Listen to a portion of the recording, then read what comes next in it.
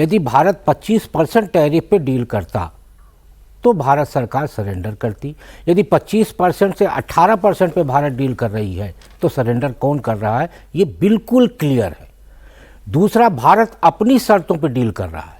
जिस $500 की बात कर रहे हैं वो 45 लाख करोड़ का बिजनेस एक दिन में नहीं करना है।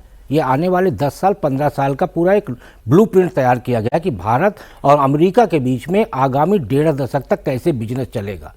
अमेरिका कहीं ना कहीं दबाव में था। देखिए डोनाल्ड ट्रंप दबाव में क्यों थे, क्योंकि वहाँ की जो जनता है वो नाराज है 2 कारणों से। एक, घुसपैठियों वाले में आपने कितनी बार दिखाया कि गोलीबारी तक चलाई गई है, और दूसरा, जिस तरीके से महंगाई बढ़ रही है, अरे लोग तो आने वाले समय में झींगा मछली खाने को तरस जाएंगे इसी टैरिफ के चलते। वो सारी चीज़, लेदर हो गया, आपका गारमेंट्स हो गया, खाने का सामान हो गया, ये सब भारत से जाता है।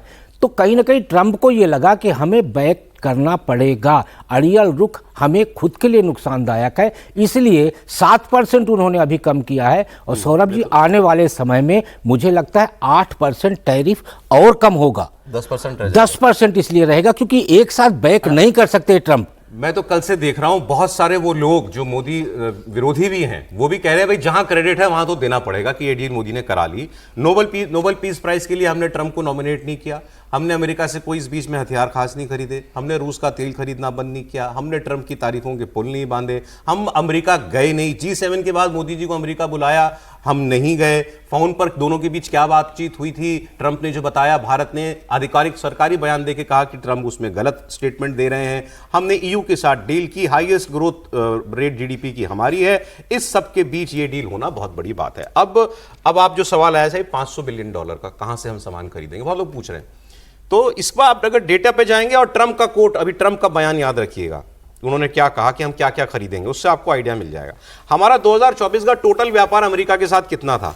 हमारा टोटल व्यापार है $212 बिलियन का टोटल व्यापार, आदान प्रदान दोनों मिलाकर के।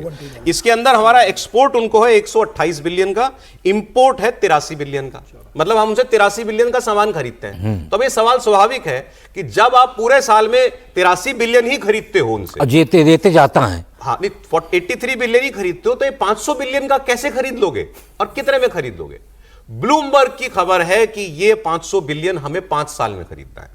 बाकी फाइन प्रिंट आएगा तो पता चलेगा। ये खबर एक लेकिन आई है कि 5 साल में $500 बिलियन का सामान उसमें खरीदना है, जिसमें क्या है, जिसमें एनर्जी है, एनर्जी मतलब ऑयल और गैस, टेक्नोलॉजी है जो हम चाहते ही हैं खरीदना, इसके अलावा एग्रीकल्चर प्रोडक्ट्स, उस पर क्लैरिटी अभी चाहिए, कोल की बात उन्होंने की है, और एक और अदर प्रोडक्ट्स उन्होंने कहा है। अब आप देखिए ये आएगा कहां से? 83 बिलियन तुम यूं ही खरीद रहे ना उनसे। हमारा टोटल पेट्रोल और मतलब क्रूड ऑयल और गैस का इंपोर्ट कितना है साल का? फिर 2024 के आंकड़े आपको मैं दे रहा हूं। 2024 में हमने पूरी दुनिया से $142 बिलियन का तेल खरीदा है। $142 बिलियन का तेल खरीदा है हमने दुनिया से। और इसमें अगर आप गैस जोड़ लीजिए तो गैस खरीदी हमने $30 बिलियन, तो 30 और 142 हो गए $175 बिलियन, लगभग $170 बिलियन। $170 बिलियन की गैस और क्रूड हम हर साल खरीदते हैं। होगा कि ये अब आप बाकी जगह से कम करके अमेरिका और वेनेजुएला से खरीदोगे। वेनेजुएला से खरीदना अब अमेरिका से खरीदने के बराबर माना जा रहा है, ट्रंप कम से कम उसको बराबर मान रहे हैं। तो $170 बिलियन एक साल में, 170 में 80 बिलियन वो जोड़ लीजिए जो आप और सामान उनसे अब खरीदते हैं। $250 बिलियन, $250 बिलियन का इंपोर्ट भारत करता है अमेरिका और ये क्रूड और गैस मिलाकर के। क्या मुश्किल है $500 बिलियन का सामान खरीदना उससे, त्रिपाठी जी?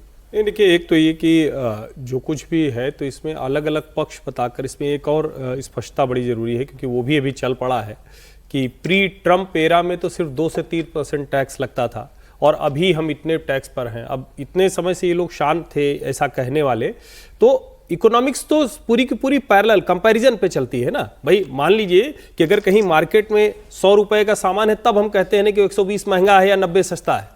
अगर कहीं 10 ही रुपए का सामान बिक रहा है तो हम ये थोड़ी ना कहेंगे। और अभी जो पोस्ट ट्रंप एरा है, या कहें कि अभी जो ट्रंप के समय का जो एरा है, अभी पोस्ट ट्रंप तो और उसके बाद बात होगी, जो इसके पहले वाला कार्यकाल था उसमें दुनिया ने ट्रंप की वो चीजें देखी जिसको वो धमका रहे थे। इस एरा में ट्रंप को उसको एक्शन में लाते हुए देखा, लेकिन उसका परिणाम क्या हुआ? उसका परिणाम यह हुआ कि WTO का स्ट्रक्चर पूरी तरह से टूट गया। जो 2005 से लेकर अभी तक एक्ट कर रहा था, यानी 2 दशक में वही काम कर रहा था, वो पूरी तरह से टूट गया। अब जब 19, 20, 30% पर हैं तो हम कंपैरेटिवली बहुत बेहतर हैं। और आप सोचिए, जो सबसे ज्यादा रोजगार देने वाले क्षेत्र हैं, टेक्सटाइल हो, जेम्स एंड ज्वेलरी हो, इंजीनियरिंग हो, मैन्युफैक्चरिंग हो, उसमें हमें बहुत लाभ होने जा रहा है। पहला वाला तो ये।